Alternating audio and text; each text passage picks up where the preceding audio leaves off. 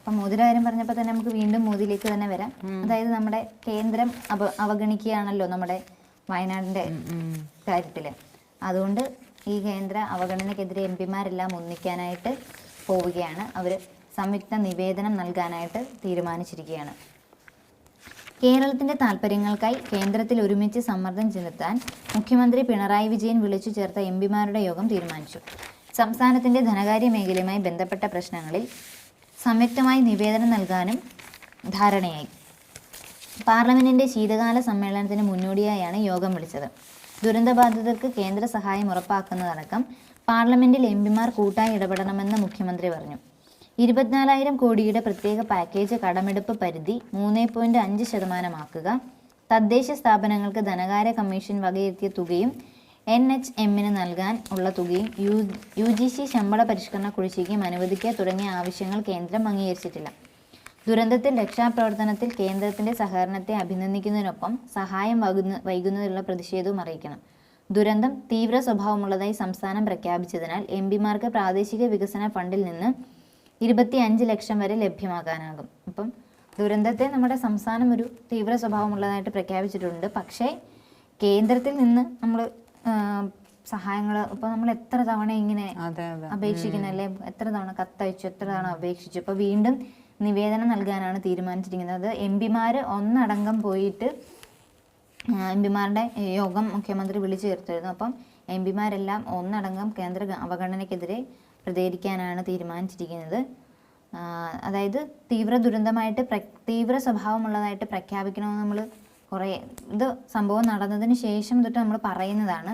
പക്ഷെ ഇതുവരെയും കേന്ദ്രത്തിൻ്റെ ഭാഗത്ത് നിന്ന് അങ്ങനെ ഒരു പ്രതികരണം നമുക്ക് കിട്ടിയിട്ടില്ല. കാരണം എത്ര തവണയാണിത് പറഞ്ഞ് നമുക്ക് വേറൊന്നിനും അല്ലല്ലോ, നമ്മുടെ ഒരു സംസ്ഥാനത്തുള്ള ഒരു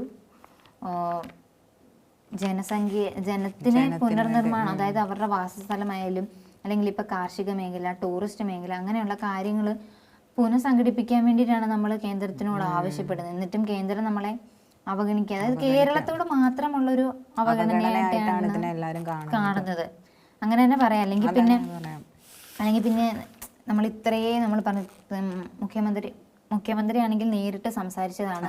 അതുപോലെ തന്നെ അന്ന് കത്തയച്ചതാണ്. പ്രധാനമന്ത്രി നേരിട്ട് വന്ന് കണ്ട പല ജനങ്ങൾക്കും അവിടെ ഉണ്ടായിരുന്ന പലർക്കും വാഗ്ദാനങ്ങളും ചെയ്തു, സഹായിക്കാൻ കൂടെ ഉണ്ടാകുമെന്നും പറഞ്ഞു.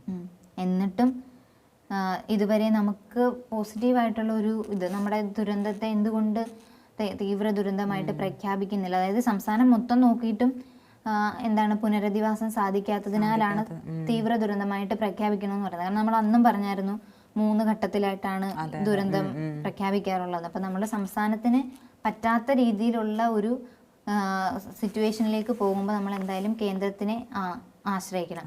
അപ്പം അതുകൊണ്ട് തന്നെ നമുക്ക് ഇതൊരു തീവ്ര ദുരന്തമാണെന്ന് വിഭാഗത്തിൽ ഉൾപ്പെടുത്താനാണ് കേരളം ആവശ്യപ്പെടുന്നത്. പക്ഷേ ഇവര് സമ്മതിക്കുന്നില്ല എന്ന് തന്നെ നമുക്ക് പറയാം. എന്തായാലും ഇവരെല്ലാവരും എംപിമാരെല്ലാവരും കൂടെ ഒന്നിച്ച് ഒന്നടങ്കം കേന്ദ്ര അവഗണനയ്ക്കെതിരെ നിവേദനം നൽകാനാണ് തീരുമാനിച്ചിരിക്കുന്നത്. മോദി വന്നു കഴിയുമ്പം അദ്ദേഹം എടുക്കുമെന്നാണ് പറഞ്ഞിട്ടുള്ളത്. അദ്ദേഹം ആദ്യം വരണം. ടൂറ് കഴിഞ്ഞ് ഇതുവരെ എത്തിയിട്ടില്ല. ഇന്നലെ ഞങ്ങൾ പറഞ്ഞായിരുന്നു അദ്ദേഹം ടൂറ് കഴിഞ്ഞില്ല. മണിപ്പൂര് കത്തിക്കൊണ്ടിരിക്കുമ്പോഴും അദ്ദേഹം അവിടെ ടൂറിൽ ആഘോഷിക്കുകയാണ്. നമ്മുടെ ഓരോ പ്രധാനമന്ത്രികളുമായിട്ടും കൂടിക്കാഴ്ചയൊക്കെ നടത്തി ആഘോഷിച്ച് ഉല്ലസിച്ചൊക്കെ വരികയാണ് അദ്ദേഹം. മോദി വന്നു കഴിഞ്ഞാൽ ഉടനെ വയനാട് കാര്യത്തിൽ തീരുമാനം ഉണ്ടാവും. വയനാട് മാത്രമല്ലല്ലോ, മണിപ്പൂര് ആദ്യം മണിപ്പൂരിനൊരു തീരുമാനം ഉണ്ടാക്കണം. കാരണം മണിപ്പൂര് അടങ്ങാതെ കത്തിക്കൊണ്ടിരിക്കുകയാണ്. ഓക്കെ.